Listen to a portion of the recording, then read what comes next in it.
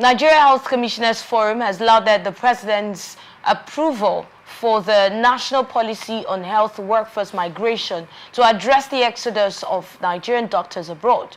The 36 commissioners said that the policy would help transform Nigeria's healthcare human resource management and tame the exponential drifting of medical doctors to foreign countries.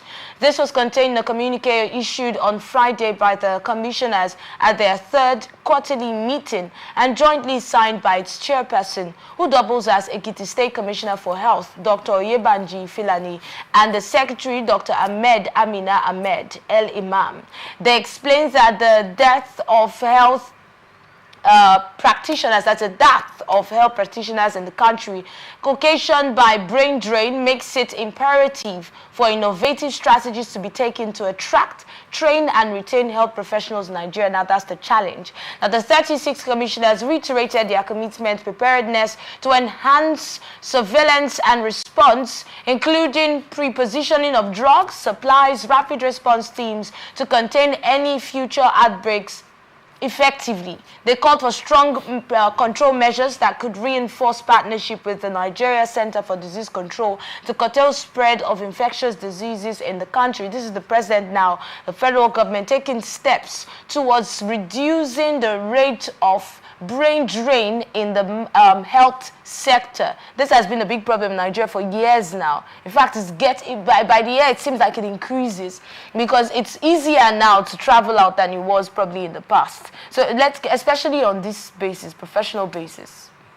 Okay, I think it will be the right thing for President to try to end this Japa syndrome. To be very good. If he can't do it and try to achieve it, it won't be by just mere talking. Conference, you just dish out press statements and then talk and make Nigerians feel good. Recently, we've just been talking much and with less action. How do you even want to achieve this? You say you want to increase surveillance. Increasing surveillance, what's the workforce? How many persons are remaining? How many persons are there? If you even go to some of the hospitals, practically, you find out that one doctor is even attending to over 200 persons. And one nurse is attending to, in fact, the nurse is just there shouting. Sometimes it's not because there are no doctors, like there are no doctors allocated to that center. Yeah. There might be doctors allocated to that center, but we've had reports of doctors having their own personal or private hospitals. So by the time you come, the doctor might be attending to a patient in his own hospital. Yeah. And that's a problem. In a government hospital, most times it's not very common. Most government hospitals that has supervisors and all that. And sometimes even if it's common, even if you see it, sometimes it's not common because there are times, let me take UPTH for example, you go there, there's no way you will see a doctor. True. Yeah, but sometimes it can just be very few doctors available.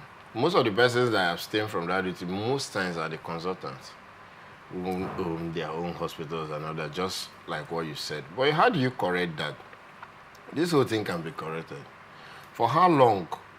I don't know, over 8 years, is there employment going on in that health sector? They are talking about brain drain. It means that few workers are much, in fact, the rate at which people are getting sick, even on daily basis, is overwhelming, considering the economic downturn. To now think that these people are leaving in mass. If you want, why you should leave is first. That's what they mentioned, the brain drain. That's one. Then secondly, what's the motivation to stay? What's even making them to leave?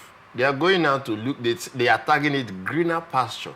That's because when they go out to other advanced countries, they are well paid. That's the only reason they're going.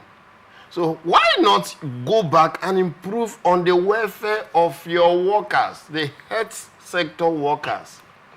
What's your pay level to the doctors and nurses? But it's not, it's not just in the health sector that we have professionals not paid enough. Right now, we're talking about the health sector. Other areas, if you go to education, same. So generally, it can also take us back to what the NLC has been agitating. Do you think we can pay like other countries are paying? We can, very well, if we want to. We have that kind of resource? We have excess. How much? Recently, you heard the issue of Empower, where they were sharing, ministers were sharing 50 billion 50 billion is not 1 naira. 50 billion naira. How many, all the government, like, for instance, the River State governor, his own salary, his salary for the whole workers is not even up to 10 billion. I'm talking about for a month. And then the ministers, not even one, they are sharing 50 billion each from a ministry. Now, talk about the national income.